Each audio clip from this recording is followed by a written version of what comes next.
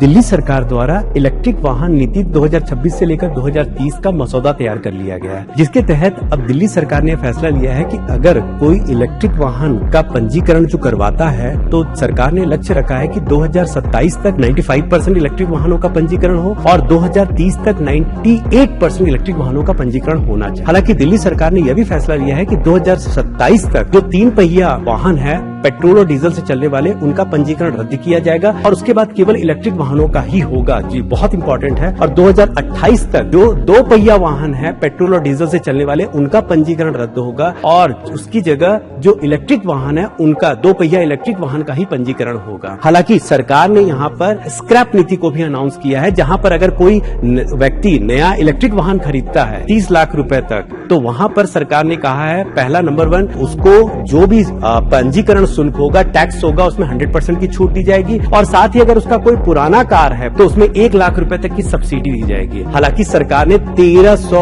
Electric charging station का विस्तार करने की भी बात की गई है इसमें। और तो और सरकार ने फैसला लिया है कि अगर कोई हाइब्रिड इलेक्ट्रिक कार है तो उसमें भी सरकार क्या करेगी 50% पंजीकरण और टैक्स की छूट देगी। लेकिन साथ ही साथ वहाँ ये भी जरूर आपको समझना चाहिए कि इलेक्ट्रिक वाहन 4 प्रकार के होते हैं। जैसे एक बैटरी इलेक्ट्रिक वाहन, ये प्योर बैटरी से ही चलता है। दूसरा होता है प्लग इन हाइब्रिड इलेक्ट्रिक वाहन। इसके अंतर्गत क्या होता है कि इंटरनल कंबस्शन इंजन होता है, बैटरी तो होता है लेकिन यहाँ पर जो बैटरी है वो उसके लिए चार्ज के लिए प्लग दिया जाता है। जबकि हाइब्रिड इलेक्ट्रिक वाहन में क्या होता है, इंटरनल कंबस्शन इंजन है और साथ में इसमें बैटरी भी है, लेकिन ये बैटरी इंटरनल कंबस्शन इंजन से ही चार्ज होगा। और चौथा है फ्यूल सेल इलेक्ट्रिक व्हीकल, जहाँ पर हाइड्रोजन को फ्यूल के रूप में यहाँ पर इलेक्ट्रिसिटी जनरेट किया जाता है। हालांकि हमारे देश में बैटरी के लिए लिथियम आयन बैटरी पर ज्यादा डिपेंडेंसी थी जो विदेशों से आयात किया जाता है और जो क्रिटिकल मिनरल्स में शामिल है, लेकिन सरकार उसकी जगह अब क्या कर रही है, सोडियम आयन बैटरी का ज्यादा से ज्यादा उपयोग कर रही है, क्योंकि ये बहुत प्रचुर मात्रा में उपलब्ध है, बहुत जल्दी चार्ज होता है और सबसे बड़ी बात है सस्ता भी पड़ता है। हालांकि इसके साथ साथ नेस्कॉन पर भी बात किया जा रहा है, चर्चा किया जा रहा है, जो कि सोडियम सुपर आयनिक